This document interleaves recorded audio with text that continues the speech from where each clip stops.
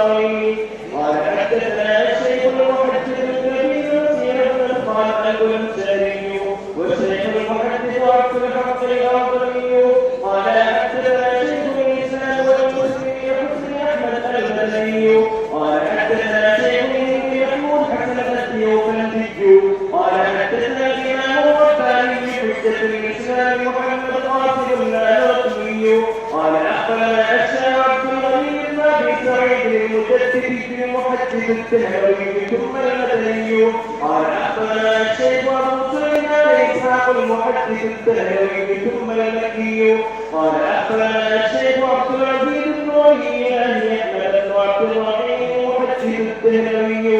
قال أخبرنا مسلم بن يشاء ولي الله أحمد بن عبد الرحيم المحدث التهروي. قال أخبرنا أبو إبراهيم محمد بن إبراهيم بن الحسن القدسي الطهراني الشهرزوري ثم المدني.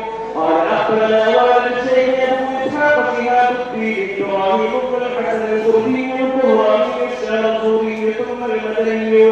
قال أخبرنا أبو إسحاق سفيان الدين أحمد بن محمد بن يونس التجاني القشاشي المالكي ثم الشافعي.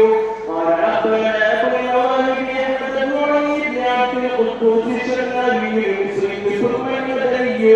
قال أخبرنا شمس الدين محمد بن شهاب الدين أحمد بن عبد الرحمن الأنصاري عن شيخ الإسلام زين الدين زكريا بن محمد الأمين الأنصاري. قال قرأت على شيخ الإمام الهمام الحافظ أبي بكر شهاب الدين أحمد بن علي بن الحسن العسقلاني عن الشيخ إبراهيم بن أحمد بن عبد الواحد التنوخي عن أبي العباس أحمد بن علي بن أبي طالب المحرمي ثم الصالحي عن أبي علي السراج الحسين بن مبارك الزبيدي ثم البغدادي الحنفي عن الشيخ أبي وفد عبد الأول بن عيسى بن شعيب الحروي عن الشيخ أبي الحسين عبد الرحمن محمد بن مظفر بن محمد التاوي عن الشيخ أبي محمد عبد الله بن أحمد بن حلوية بن يوسف السرخسي عن الشيخ أبي عبد الله محمد بن يوسف الشرقي